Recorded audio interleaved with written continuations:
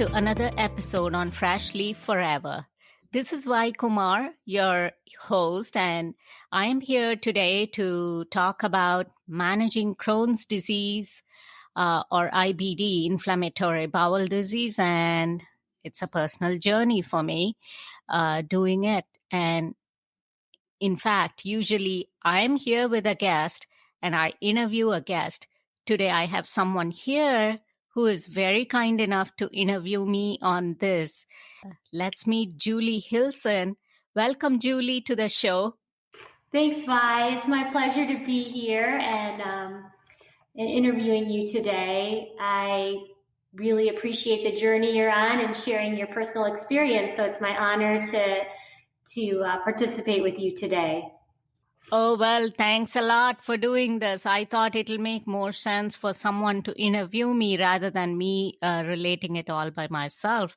And so the floor is yours. It's your forum. Thanks. Well, first of all, can you tell me how Crohn's disease presents? Is it genetic? Did you contract it through exposure? Can you just give me some basic information about what Crohn's disease is? Crohn's disease is an autoimmune condition. It's an inflammatory bowel disease. And basically, the immune system reacts to something which it treats as an invader, and the body fights against its own self. We don't know if it is environmental. It's not clear whether it's caused by any virus or bacteria or whatever it is. But basically, it causes inflammatory condition in the gut. And for that matter, Crohn's can go anywhere from all the way to the mouth to the anus, I believe. And sometimes it can even cause inflammation in the eyes. Obviously, I'm not a doctor. I'm not a medical professional here, but it's just a personal journey for me. And I'm just here to share my experience as to how I deal with it on a day-to-day basis. So whatever food you eat, the body reacts to it and it causes inflammation. And nothing has been proven yet as to what exactly what else is a contributing factor. And I contracted it after coming to the United States. It was a year after I came to the US that I felt symptoms, and then I was diagnosed with a very mild case of Crohn's disease, and it's been 23 long years. So you first started noticing symptoms after you moved to the United States, and you were a young woman, and you noticed that you weren't feeling well. Can you tell me about what made you seek medical care? What were your symptoms that you were concerned with? My symptoms actually started as constipation. And all along at that point, I was naive to what constipation was, how it felt like, because I just had like a pretty smooth life in terms of how my stomach felt, and there were no issues. I was able to pretty much eat everything up until the point I was in India. I grew up a vegetarian, and I used to have some eggs off and on, but it wasn't very regular. But at the same time, I was very comfortable with what I ate, and even some levels of spice. Although my family never cooked spicy, I was able to tolerate that as well. It just was very different when I came to the States. I guess I was obviously working full time like I did in India. And with my work, when I lived in downtown Chicago, I guess sometimes with my meeting schedule and whatnot, I just used to grab a donut or a bagel. It just felt convenient in the morning to do it. And my body was not used to all of that. And so the different eating pattern, plus the fact that I grew up in very tropical conditions, I just transitioned to the coldest possible weather in Chicago. And all that, I guess, hit my vitamin D levels. And B12 and vitamin D are like very significant for anyone, I would say. And I think in this case, definitely all that perhaps contributed to a change in how I started feeling. It manifested in that form. Did I answer that, Julie? Yes, thank you. I mean, I'm intrigued by the idea that your change in climate, the availability of sugary, high content white flour foods, your situation with moving, across the world in a different climate affected your digestive tract, and it sounds like it was very uncomfortable. And the stress of not feeling comfortable probably made you seek more comfort foods.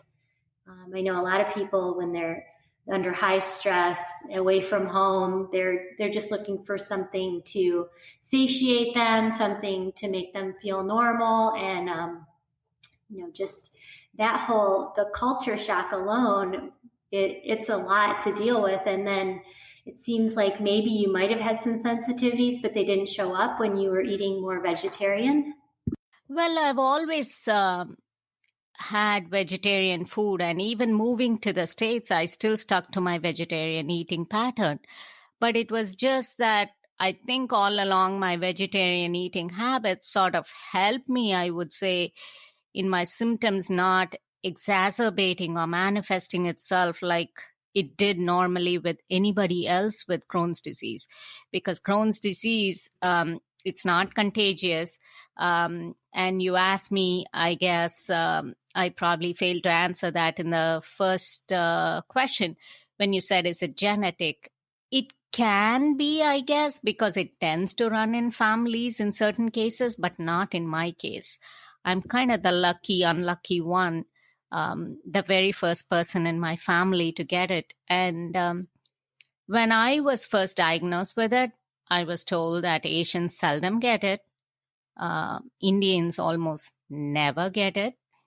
I just happened to be one of those very, very rare cases that, kind of fell prey to whatever happened. And, as I said, it started as constipation. And some people have very, very difficult bouts of diarrhea and all of that, and they can't keep food down their system with Crohn's disease.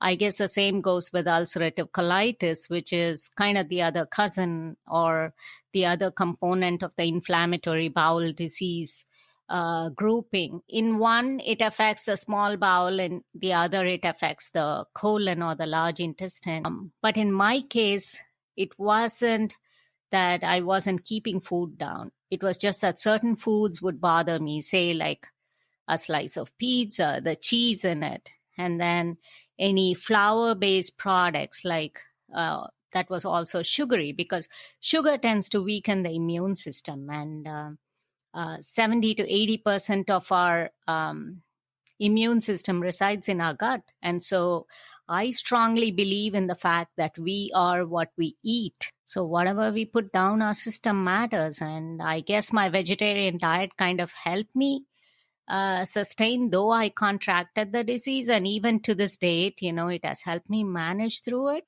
It's not like I do not keep food down my system, but for certain people, it can be fistulizing disease. It can be, fissures, fistulas, and a messy bottom end situation. And for me, even through my pregnancy, I had to wrestle with all of those issues. Wow. I mean, it seems like it's really been a journey for you. And it sounds like there's people who have more symptoms or a stronger presentation of Crohn's disease. To me, it seems like you've been able to manage.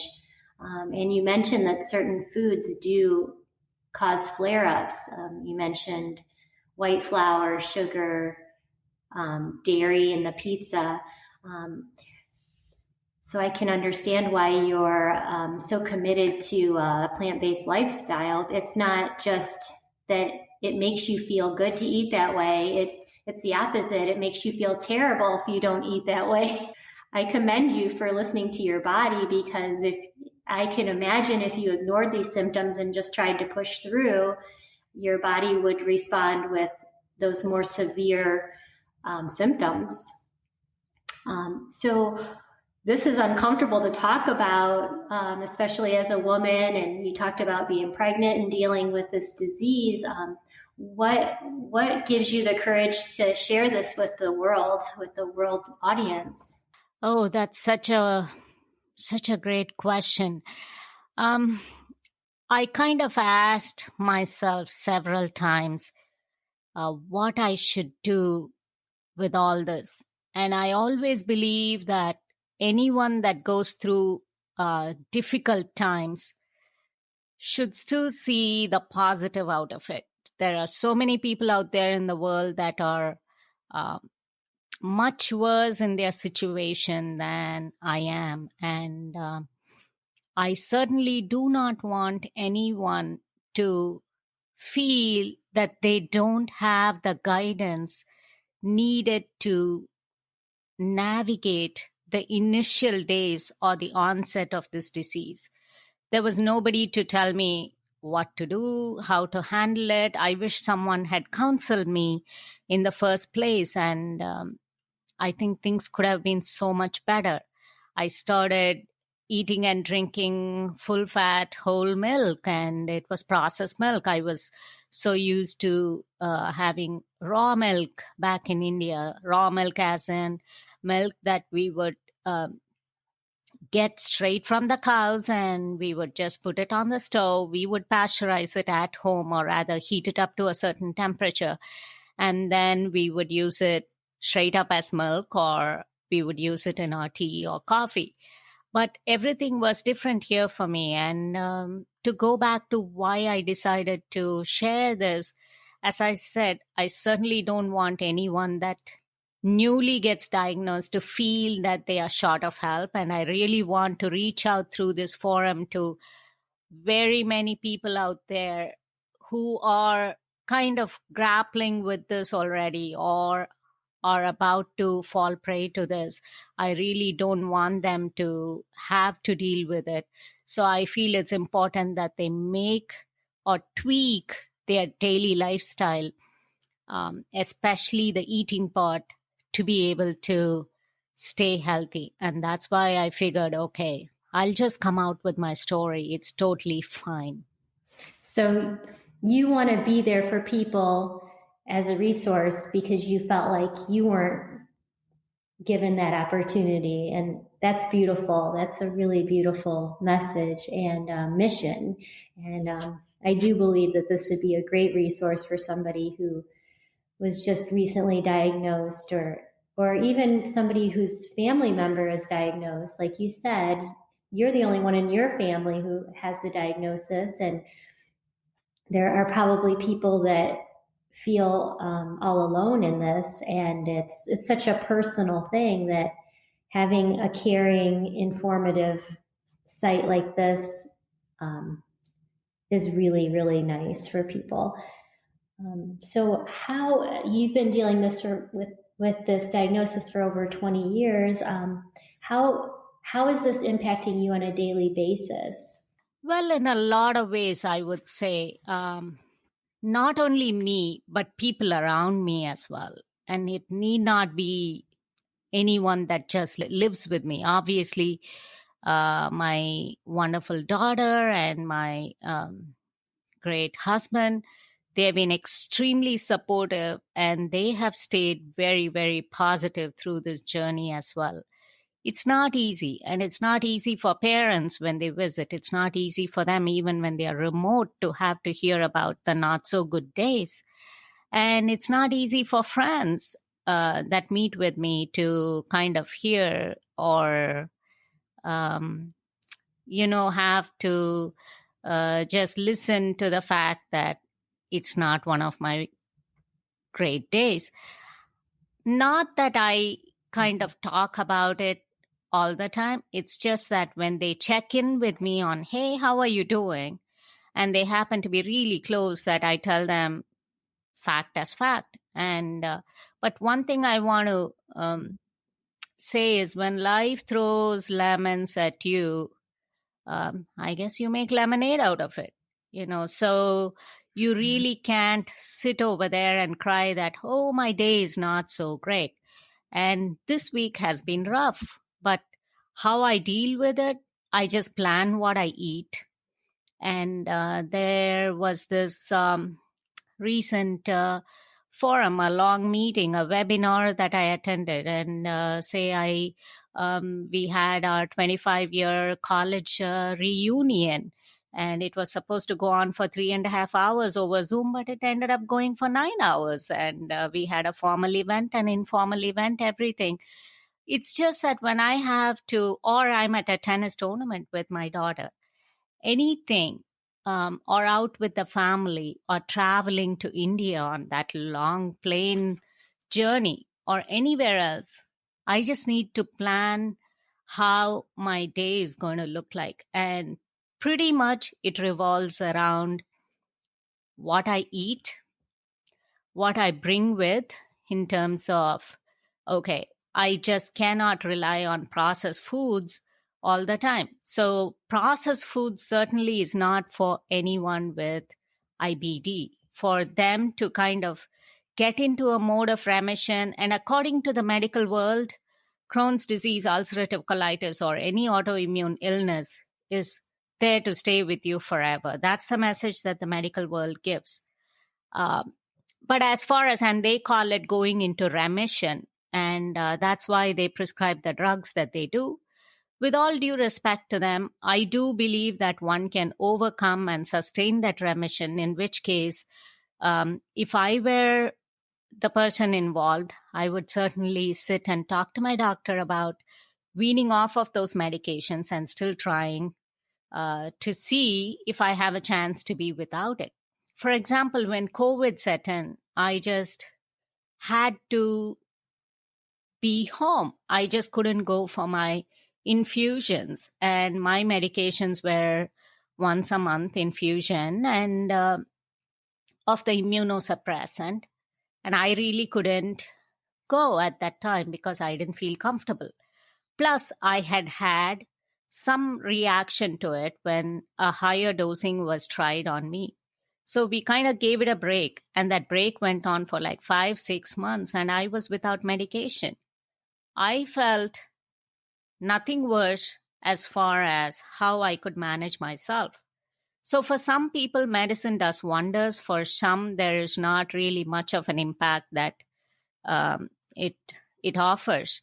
And in my case, I do not really see any big help from any of the biologics that are out there for Crohn's disease. I just manage with my diet repeatedly. That's the message that I'm going to present here. And it's diet and lifestyle. I find that exercise helps me a lot. Strength training, say walking, yoga, meditation, to keep you calm, kind of try and gain that equanimity in mind. All that is very important. And I find that rice and rice based products work really well for me. Steamed vegetables, or like, vegetables with, like, you make a stew out of it, but you just use very mild spices. Spices, as in not for the spicy kick out of it, but just spices for flavoring and seasoning. And I usually typically cook with turmeric, salt, pepper, ginger, fennel, coriander, cumin, and sometimes onion and garlic. But all of these seem to work. But with each person, I can certainly understand if it's different. So one has to find out what works well for them. For me, other than rice, pasta works good. And gluten does not seem to be a problem. So many tests have been run on me over the years. They have tested for gluten sensitivity, they have tested for celiac, they have tested for so many different things. And whether this was even intestinal tuberculosis and not Crohn's in the first place, because my symptoms were not truly a classic Crohn's. But at the same time, that's what they say every time they do a colonoscopy. And I've been with the very best doctors in Chicago. I've been with some very good doctors here in Atlanta as well. They have all been highly supportive. They've all taken very good care of me, but I definitely make sure that I'm equally a part of the discussion and in my care. And I kind of, um, I'm able to work with them on how I really envision my care to be. And I think that's also equally important for anyone going through this. Again, with all due respect to medical professionals, not just blindly take in the message, but at the same time, ask the questions. Just make sure to seek different options. Do not just jump into the fact that surgery is the option, because doctors themselves allude to the fact that even with surgery, it's not a solution for Crohn's disease. It can really come back in a neighboring spot or whatever might happen. And so, having said all those things, um, I think a vegan diet helps build the microbiome, which is the good bacteria in the gut, and it helps repopulate the gut.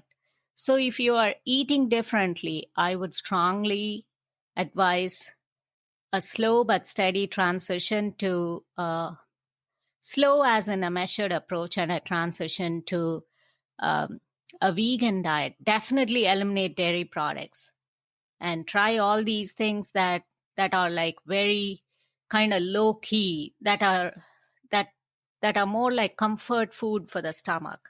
Say you have a pasta, but at the same time don't douse it with all the sauce that you can in the world. Have it like a pasta primavera, pasta with vegetables. And for some, going grain free can help. And there are grain free options in the market these days in terms of almond flour tortillas and all of that. And it's very important to read labels on food products. I do not buy any and every junk that's out there. So when the list goes long in the ingredients, you automatically know that there's more processing involved, and there's not the very many of the good stuff involved. It is done to increase shelf life. So it's really a question of navigating in every sense and planning and doing what we need to do. I know it's a very long answer, but I thought it was important. It is very important to be a self advocate in your medical care. It's a universal message. Even if you don't have a diagnosis, I mean, every person is an individual, and you have to stand up for your individual needs and your individual body, which is not like anyone else's. And that's what makes us a beautiful universe together, as we all bring something different. So to think that our diets and the way our bodies react to different foods can be different makes sense. We're not, I think that a lot of people want everyone to just be homogeneous, and, like that cardboard box you pick off the shelf at the grocery store is going to taste the same every time, but that's not necessarily what we need, because the reason it tastes the same is because it's been, like you said, it's been stabilized, it has preservatives. It's all about making a shelf life and longer, and increasing the monetary, the profit that the manufacturer, the grocery store makes, and it's not always best for our health. So I think that is a universal message, and I think it's a beautiful message that, okay, you have a diagnosis. What does that mean to you? You mentioned some things that are, red flags that could be pretty standard. You mentioned sugars. You mentioned white flours. You mentioned gut health, and these things are important for everyone. But when you're diagnosed with Crohn's disease, you really have to be careful, because from what you said, I'm not an expert in this either, but if you go too far into taking things in that bother your gut, you're going to have inflammation and possible need for surgery. And even if you have surgery, it could come up again if you don't change what you're doing. I also remember you saying that you had to stop your treatment, your what did you call it? Your transfusions? Infusions. Okay, sorry, your infusions, and that must have been a little scary at that time, right? Well, I have never been afraid of the whole thing. Symptoms sometimes drive me nuts. They make me little discouraged. Um, they say stress plays a major role in Crohn's disease. They say, was there any life event or anything that preceded your diagnosis, and blah, blah, blah. I typically do not like to use that word at all in my day to day life. And I don't like to use the words frustrated or depressed. Usually I only spell them out. And for the sake of the listeners here in this program, I'm having to say it and I'm saying it. But typically I just substitute those with, okay, an overwhelming feeling maybe. And that's kind of how I describe things. I never resort to any of these words. And so I was not scared. I was actually happy to be off of medications. But at the same time, I had to again, and even in my case, though, I have to really watch what I eat, even if I'm on medications. For some, when they are on medications, it just works wonders and it can just help them go into remission and they are able to eat anything and everything. But I don't think that's a long term solution, though. One has to really watch their iron levels. One has to watch their B12, vitamin D, obviously, their inflammatory status, the protein requirement. And so one may ask, how is it that with a vegetarian diet one can get all the protein, or even if you go vegan? All the beans and lentils come to my rescue. And of course, when you transition to, for each person, it may react differently. So a measured and slow transition is what is needed. And there's something called a Crohn's disease exclusion diet, which people can look up. And in fact, I'm going to have a new website altogether with all the recipes and everything that I kind of use on a regular basis. And it has been on my to-do list to come up with that. And when I do that, I can put it up and I can always update the show notes. And I can, when people follow me on Instagram or Facebook on the Fresh Leaf Forever page or at Fresh Leaf Forever on Instagram, certainly whenever that update goes in, they can get notified.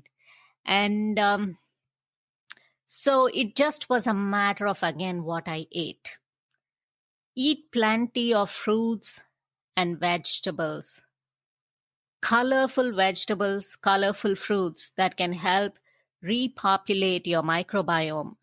And in fact, I have now stopped taking a probiotic. And because the food itself populates your gut so much, there's so much protein even in some of the vegetables. There's even inherent fat in it. And on my show, somebody came, a guest came on the program on the topic plant-based diet demystified. And she mentioned for anyone to avoid oil as well. So she was saying that fat is also a culprit for many of the illnesses, and including diabetes. And so it's like, in my case, I have all along been avoiding the sugars and reading labels and doing only something which is like 5 grams of sugar per serving or less than that. And even with that, I would only take like a measured half a spoon or whatever. And for instead of regular sugar, which doesn't really work well for me at all, I use coconut palm sugar, which is low glycemic index, and that works well for me. So it was just again a matter of tweaking my lifestyle, though I was away from medication, and making sure that I could sustain. And I was on target with my protein drinks, and I use an elemental product. I'm not paid here to promote products, but again, on my website, I'll just throw in all the information when that becomes ready to just for people to understand what products I use and so on and so forth. I used to do egg whites and that used to work well for me. But right now, I'm adopting a completely vegan lifestyle. So I've given up on eggs as well. So I just want to give everything a chance. And the Crohn's disease exclusion diet primarily involves like white rice and rice based products and potatoes. And, like it's not like you fry the potatoes and have them. It's like, you make mashed potatoes or just steam the potatoes and, have like boiled potatoes. And they allow eggs and little bit of like mild meat products, like when it comes to, like lean protein, like chicken and so on. But I did not use that. I just resorted to whatever was the vegetarian portion of it. And I kind of stuck with that 8 to 12 week program.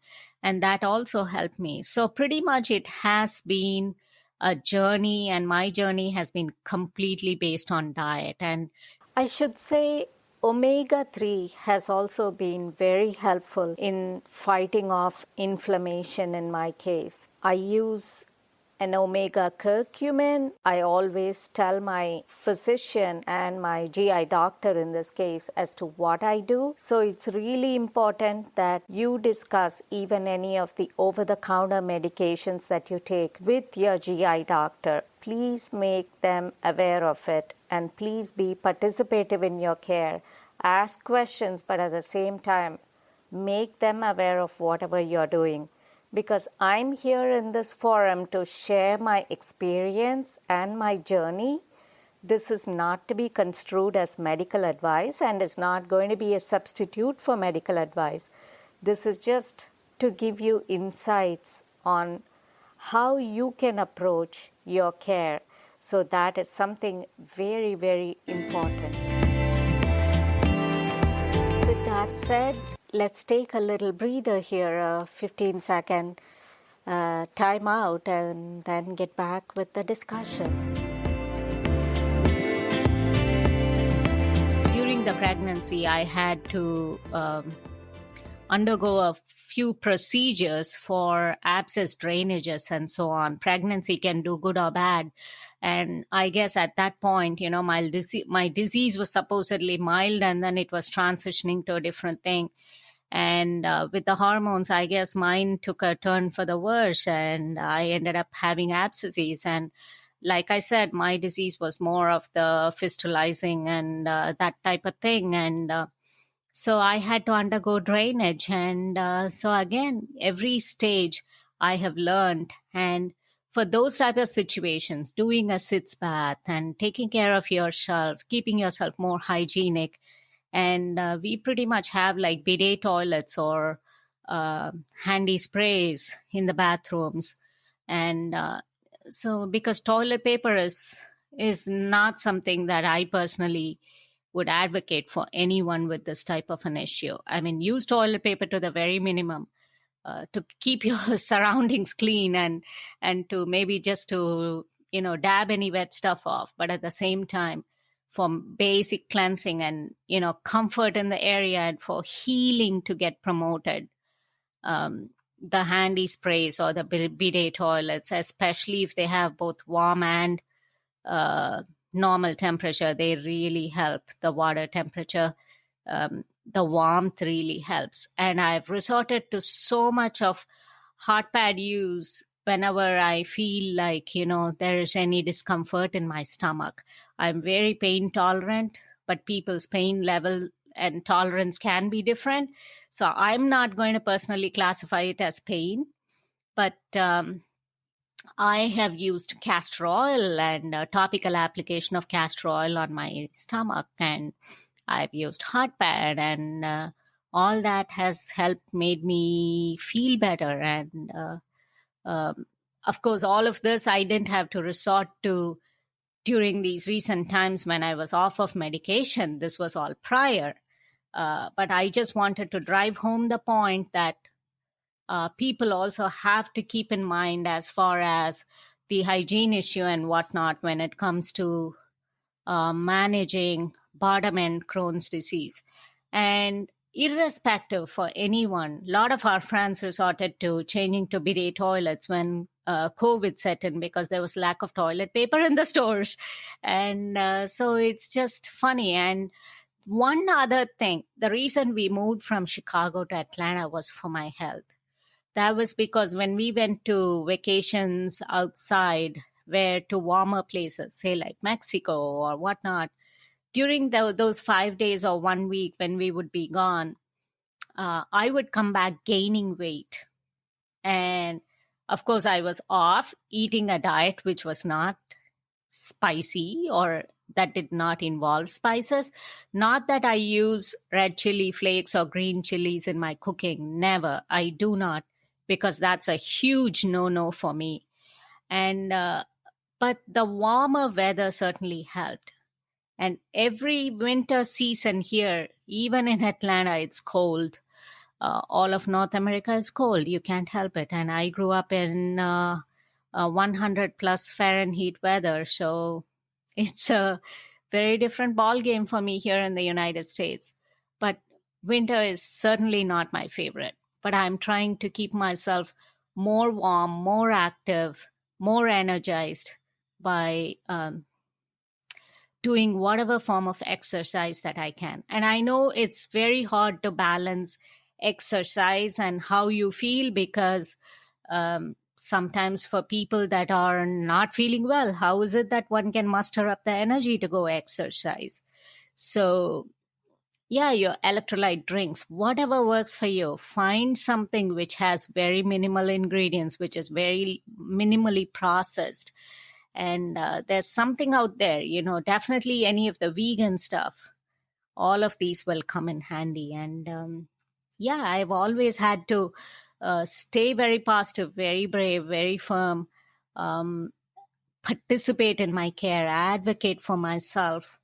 And that's how I think I've been able to get to where I am. I was one time 66 pounds when I was in Chicago with a 2.5-year-old child, and I had to be on parenteral nutrition for the first time.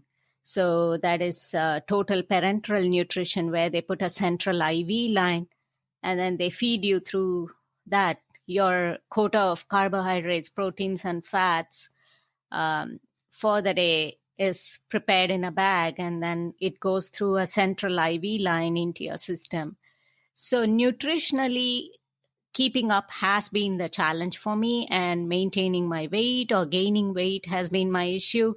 Thankfully, I do not have a weight loss or losing weight issue on hand. Wow. I mean, you've had quite a journey, and I can tell that you don't focus on what's not going right. You're a problem solver, and you're going to get the information and keep fighting. And, having to be in the situation where you're, like you said, you were 66 pounds with a child.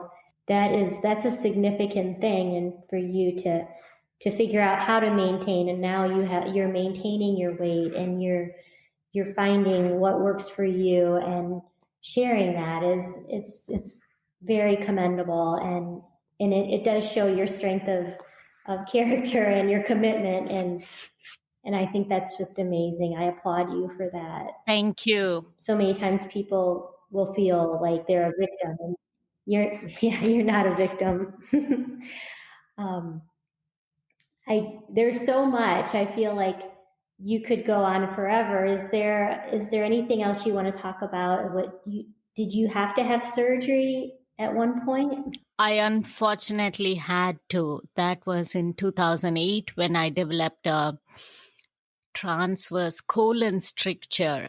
And a stricture is typically a narrowing and charring of tissue. It becomes so narrow that, you can have a block. So when they realized and noticed that, all of a sudden I had some nausea symptoms and vomiting. And that was what I guess led to the finding, and I had to undergo surgery. And because of my bottom end issue, I was also diverted for some time, and it was supposed to be for 3 months, but it ended up being a year and a half. That did did not really, the ileostomy did not really help me, but at the same time, I was able to come out of it. Again, I think all my diet practices have helped me stand ground, and I've participated in my care and advocated for myself. I repeat that over and over again because that is important. It is important to ask the right questions, and I have an extremely supportive family, and I also want to tell people to shop organic, eat minimally processed, vegan. There's also junk in vegan and vegetarian foods. So do not just, and my guest was very nice to point out last week in the plant-based diet episode that shop along the periphery of the store. Just go to the store, get your major produce and come out. And I know it may not be feasible for very many to shop organic all the time. If that is not the case, a good thing is to grow your own vegetables or fruits as much as you can. It's a nice pastime. Being connected with the ground, with the earth, also helps build your microbiome, I hear. And there are some very good books also that are written by some very good doctors, and there are some very good podcasts also on all of this, building your microbiome and your health. And my plant-based diet episode, the guest also mentioned it, and I am going to try and include those in the show notes here as well. And I strongly recommend that listeners read that book. And so I have remained stable, but again, sometimes there have been rough patches and I've had to go back on parenteral nutrition again. So having a central IV line, we always keep talking at home, oh, how about we have a dog? And maintaining the hygiene, maintaining a sterile line and keeping it sterile and all that is very challenging. And I just can't expose myself anywhere and everywhere. And so I want to be fair to the new introduction if we ever were to have a pet in our lives. And we would love to, but certainly, yeah, it's always, it's a balance in life, and so many things that one has to do. It's not like it's too much. It's just accepting and making minor tweaks in your lifestyle, which go a long way. And for me, I've learned it over the years. And I've also tried, coming from India, I've tried Ayurveda, I've tried homeopathy, and I've tried so many other integrative therapies. And even here, I go to a nutrition response testing practitioner, and so many things. Everything has helped me in some form or the other. And during my very bad days, I still resort to homeopathy. I have a few remedies that I take, but I make sure that I go tell my doctor about it. So there's nothing to hide. Be very participative in the care, and that is very important. And so keep up with your nutrition, keep up with your exercise, stay very positive and vibrant. And I think that should make it simpler, because after all, if we start doing this right at the initial stages of diagnosis, then definitely it's much more manageable, and one can possibly even overcome, if I may use the word, or reverse the condition. Although the medical world may not necessarily agree with me on the statement, but there are people that have definitely led very comfortable lives. And I certainly look forward to the day when I completely cross the bridge, and that'll be the day it'll all come out in a book. I think you're well on your way, and your message is just, it's holistic in the fact that it's not just food, it's not just exercise, it's not just medication, it's that relationship with your body. And when you can listen to your body and not judge what your body's telling you, like when you said you have a high pain tolerance, but it's I don't think, to me, it's not so much your pain tolerance, it's that you're listening and you're not judging, you're not putting a label, this is good or bad. You're like, okay, this is what my body's telling me, and you accept it without emotion. It's just, you're taking action. And that's a beautiful thing. And if people could even do that more with their emotions. say they feel anger. And instead of letting that fester and try to push the anger away, because if you don't accept where you are, it just gets bigger until you submit to what you're feeling. You have to accept the anger. You have to accept this is uncomfortable. And then you can go to a problem solving mode. And I think that's what you've illuminated so well, is that, it's not that you're judging. It's not that you're a victim. You're taking in the information and you're saying, this is how I'm going to go from here. And that's a powerful message to anyone. And also that connection to the earth and to your food. If you can go to the grocery store and appreciate the colors and the leaves on the fruits and vegetables and just understand that that's a gift from the earth. And if you can take that in as a gift and nutrition, it's a powerful thing versus opening up a plastic package and heating something up in the microwave. It's a different experience, and just the same as picking your own food is a different experience than having something that's been sitting in a warehouse.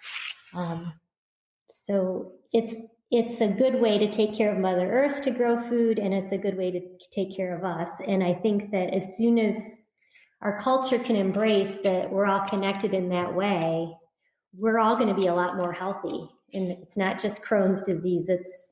It's a lot of things that are linked to us not respecting ourselves and not respecting Mother Earth. So I really resonate with your message on that. Well, thanks a lot for doing this. And just as a reminder and a takeaway, I would tell people to be in control of their care, tweak your lifestyle a little bit, just to make yourselves more comfortable. Stay very positive. There's not every single day that's nice and bright. There are gloomy days, and the best thing to do is go look at yourself in the mirror, throw a smile, and just move on. It may sound crazy, but that's what I do, and that helps me immensely. And I can certainly attest to that. And hopefully no one faces this uphill battle with the inflammatory bowel conditions. It's not fun, but hey, we just deal with things as they come along, but we'll be okay. Certainly, there is light at the end of the tunnel for everything. And Julie, I just want to mention you're also a huge advocate of plant-based eating and whatnot, and there's so many other good things that you do. Your website and your new book that's coming up, we need to talk about it in another episode on the show. So I welcome you back again sometime to join us. But if you can give listeners a very quick heads up. So if it's already out, they may consider ordering it for Christmas, and that'll be wonderful. So why don't you just tell them about it and we can sign off? Thanks, Vi. It was my pleasure to be on your podcast today. And my book is with the editor. I don't think it's going to be out by Christmas, but my website is www.youneedapeptalk.com. And I put on there my universal principles for happiness. I'm a light worker, and I strive to help people live in their joy. And however that materializes for each person is what makes our world a beautiful place. And I just want us to all live in that vibration of caring, love, and grace. So I appreciate this, and I look forward to coming back when my book is ready to be purchased. It's called Loving Devotions for a Sovereign Soul. And thank you so much. Oh, that's such a wonderful message, and it resonates so well with the holiday season as well. And there's so much compassion and love that everyone can extend, and we can make it. What shall I say? We can make it manifold this holiday season, given all that is going on around us. And what a year that 2020 has been. Certainly look forward to a better future. And thank you so much once again for joining me on the show. And it just was such a pleasure. Thanks. Light and love.